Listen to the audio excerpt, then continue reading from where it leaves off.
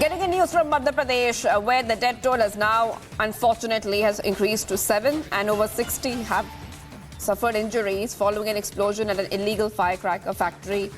Now, this happened in Harda district. We're getting many details coming in right now from Madhya Pradesh, where the death toll has now increased to 7 and over 60 have been suffering injuries following an explosion at an illegal factory in the locality of Harda district. And we're also knowing that the Madhya Pradesh CM has announced ex gratia as well. Let's go straight to Satya Vijay, who's joining us live right now. Satya Vijay, the death toll has unfortunately gone up. If you could take our viewers through what have we learned about the cause of this blast in the firecracker factory and any other details that we're picking up.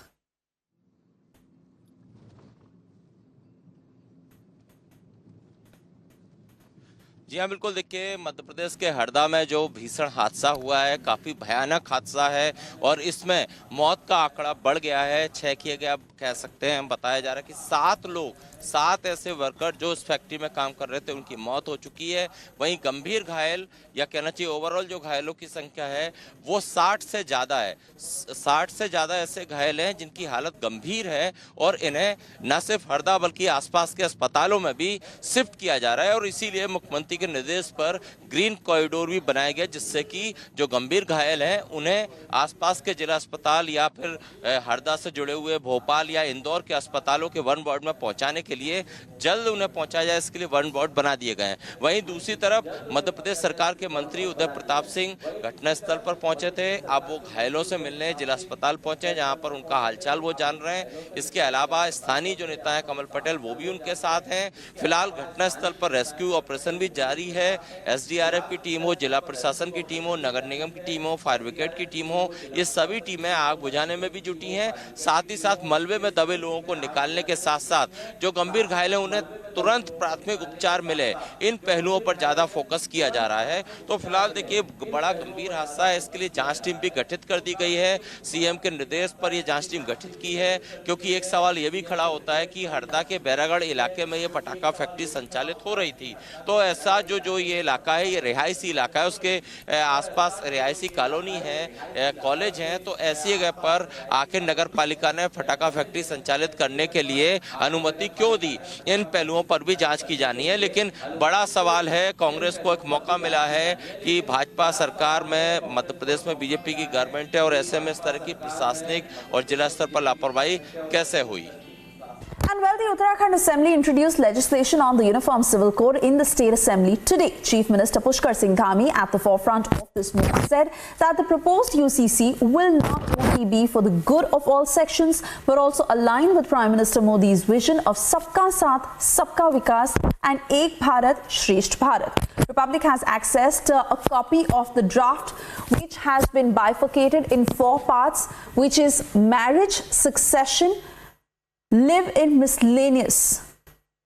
Let me straight away cut across to my colleague Madhurima, who has a copy of this draft with her as she takes us through the objective points of it. Madhurima, this really will set the tone and can set the tone for the other states when it comes to how do they formalize UCC in terms of what Uttarakhand has done. Do take us through the important points. Well, yes, absolutely, Subesha, because it's an unprecedented day today. A very crucial draft has been tabled by the Chief Minister of Uttarakhand, Pushkar Singh Dhami, here at the Uttarakhand Assembly, from where I'm reporting. And of course, this is going to lay out the path for all other states who want to follow the same pursuit of bringing in UCC in their respective state. And when we talk about the crucial points in this particular draft, like you pointed out, the draft has been divided into 4 volumes. The first being marriage, then live-in, then accession, and then miscellaneous. So all these 4 volumes in details, running over 800 pages, define how it now under the UCC it is imperative to register your marriage, first, second, or any number of marriage after the divorce. It has become imperative to register your divorces. Polygamy is out. It does not allow polygamy. One wife, one husband rule now. The live-in relationships need to be registered formally.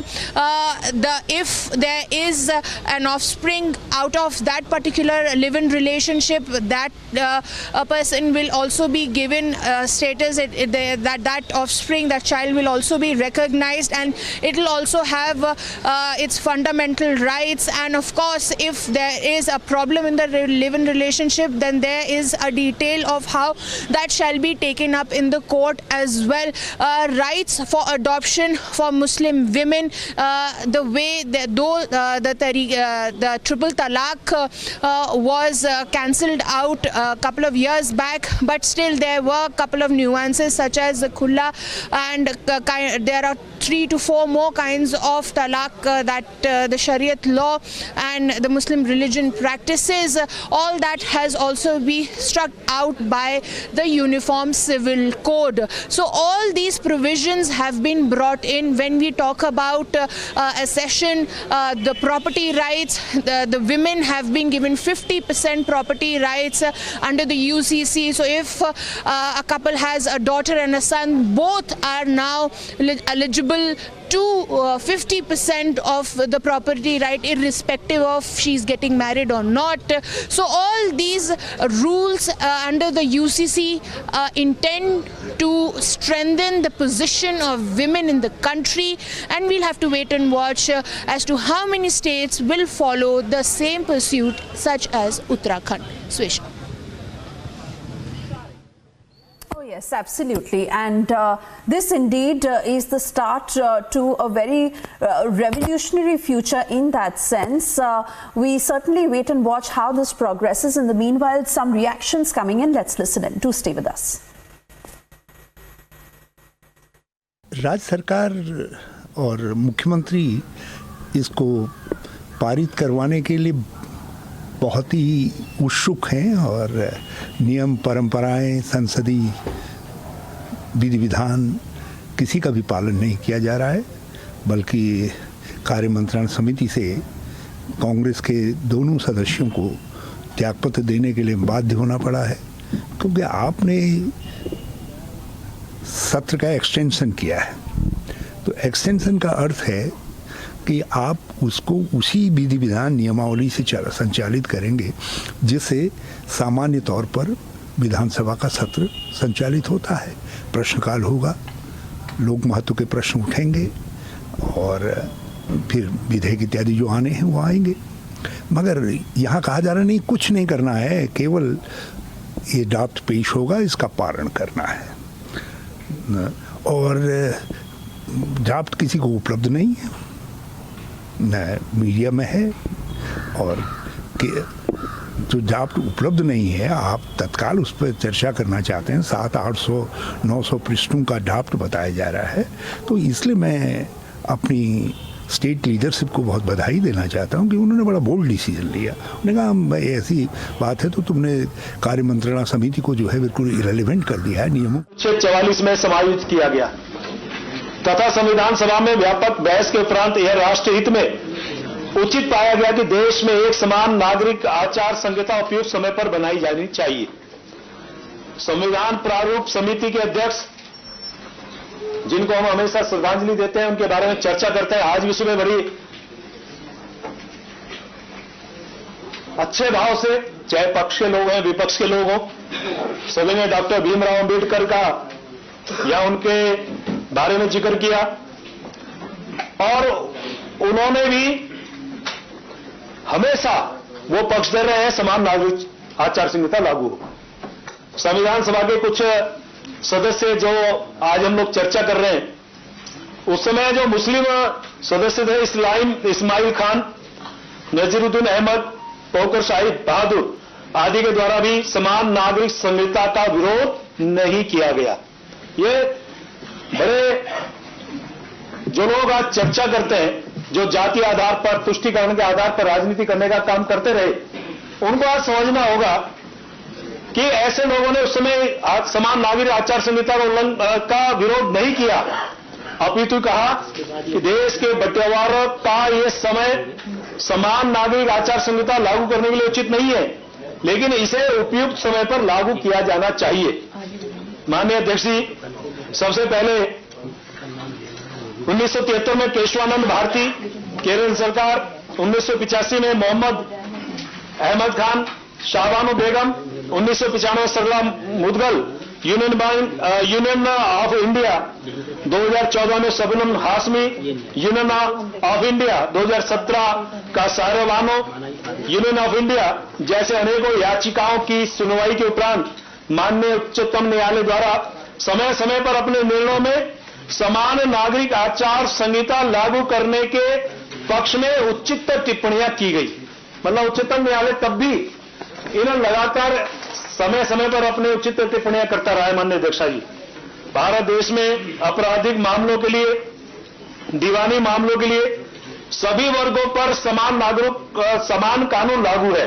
व्यक्तिगत नागरिक मामलों के लिए भी समान कानून लागू कर भारत की मूल भावना अनेकता में एकता के लिए इससे एक महत्वपूर्ण कदम है।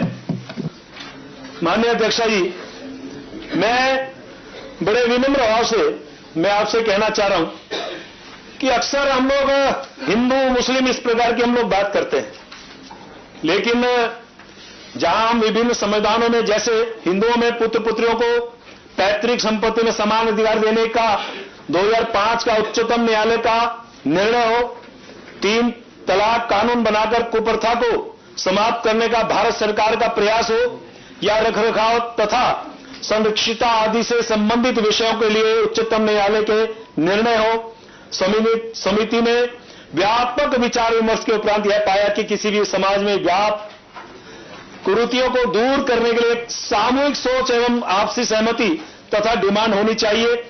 सरकार का कार्य तब प्रारंभ होता है और उस दशा में यदि कानून बनाया जाता है तो यह कानून बहुत ही सहज और सुलभ ढंग से लागू हो जाता है। माननीय अध्यक्ष जी, ये जो समान नागरिक आचार संहिता के विषय में मैं आपके सामने एक विषय और भी रखना चाहता हूं। आज यहां भारतीय जनता पार्टी की सरकार है और भारतीय जनता पार्टी की सरकार से पहले यदि मैं बात करूं, संहिता है नागरिक संहिता, समान नागरिक संहिता, मैं यदि थोड़ा सा पहले की स्थिति में जाऊं तो माननीय अध्यक्ष जी, हम लोग भारतीय जनता पार्टी से पहले भारतीय जनसंघ के रूप में हम लोग देश में काम करते थे। कृपया आपस में बात मत करो भाई, बहुत होता। भारतीय जनसंघ, भारतीय जनता पार्टी का मूल भारतीय जनसंघ, क्योंकि बहुत से लोग नहीं जानते होंगे, मैं आज उसको भी दोहराना चाहता हूं। भारतीय जनसंघ ने शुरू से हिंदू मैरिज एक्ट, हिंदू उत्तराधिकारी विधेयक वापस लेने की हमेशा बात कही थी। यह बात 1962 की, माननीय अध्यक्ष जी, और 1967 के उत्तराधिकार और गोद लेने के लिए एक समान कानून की वकालत 1967 में की थी।